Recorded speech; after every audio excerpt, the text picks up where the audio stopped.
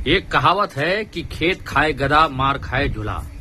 और उसी तरह से ये कहानी ये भी है कि जंगल के हाथी शहर में आकर के उत्पात मचाते हैं। जब प्रशासन उसे पकड़ने के लिए शहर में पहुंचते हैं तो भैंस भागता है, तो फिर आदमी उसको पूछते हैं कि आप क्यों भाग रहे हो? वो तो हाथी को पकड़ने के लिए प्रशासन की टीम आई है।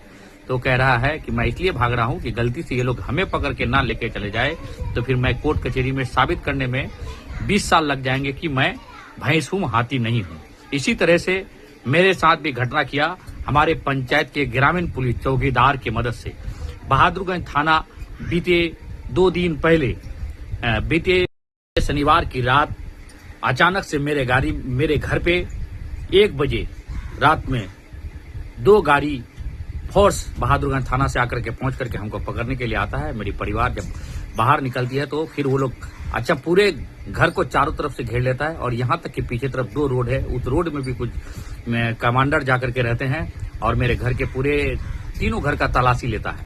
हालांकि उस वक्त मैं बागीचा में जो मैयत हो गया था, 2 राजस्थान से लाश आया था, वो लोग को दफना करके मैं उन्हीं लोग के घर की तरफ अभी था। मैं अपना घर अभी नहीं पहुंचा था। अल्लाह का करम रहा कि मैं वहां था, नहीं तो ये लोग बगैर जाने सुने बगैर नोटिस हमको दिखाए हमको शायद लिया करके थाना में रखता। मेरा इज्जत सम्मान जो हम मेहनत करके मशक्कत करके बना रहे हैं उसको बर्बाद कर देता। तो फिर मेरी परिवार को बोल के जाता है कि वो जहां पे भी रहेगा उसको पाताल से निकालेंगे या नहीं तो उसको कल आकर के थाना में मिलने बोलो। तो फिर मेरी परिवार उससे बोलती है कि क्या जुर्म है उसका, उसको कागज दिखाइए। तो 420 का मामला बताता है, लेकिन उनको कोई कागज नहीं देता है। और फिर प्रशासन की टीम हमारे घर के आगे में जो बैनर मेरा मिलादुन्नबी और दिवाली की हार्दिक शुभकामनाएं था वो फाड़ करके चले जाते हैं।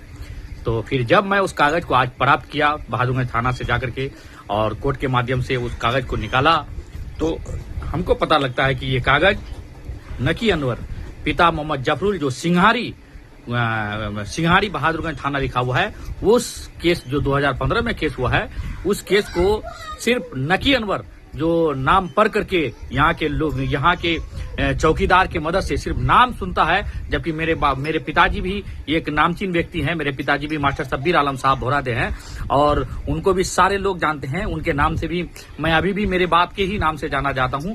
अभी मेरी इतनी हस्ती नहीं होगी कि मेरे बाप से हम बड़े हो गए हैं, लेकिन मेरे बाप का नाम को नहीं पड़ता है, सिर्फ नकी अनवर पड़ता है। और प्रशासन की टीम पूरे रात में हमारे घर में आकर के धमक जाती है और स्थानीय दोनों चौकीदार 2-3 चौकीदार जो यहाँ के हैं ये लोग गांव समाज में गुपचुप तरीके से आवाज भी फैलाते हैं कि नकी मास्टर को तो आप उठा लेगा, उस पर तो केस हो गया है और ऐसा आदमी इलेक्शन लड़ेगा। मेरे विरोधियों के साथ मिलकर के हमको फंसाने का साजिश किया जा रहा था, लेकिन मारने वाला से बचाने वाला बहुत बड़ा होता है। और इंशाअल्लाह मैं कोई ऐसा नहीं काम करूंगा कि जिससे मेरे समाज, मेरे चाहने वाले, मेरे पंचायत, मेरे इलाका के लोगों का मेरा नाम लेते हुए वो लोग को शर्म आए और सर झुक जाए। मैं ऐसा काम करूंगा, आपका बेटा ऐसा काम करेगा कि समाज का नाम रोशन करेगा, आप सभी का नाम रोशन करेगा, आप सभी के लिए जान बंदा का हाजिर रहेगा। मैं नारा ही दिया हूं, आपको जरूरत पड़े तो हमको कॉल करे, 12 बजे रात में आपके जरूरत पर मैं यहाँ के हाजिर हूंगा। अस्सलाम वालेकुम, नमस्कार, आदाब।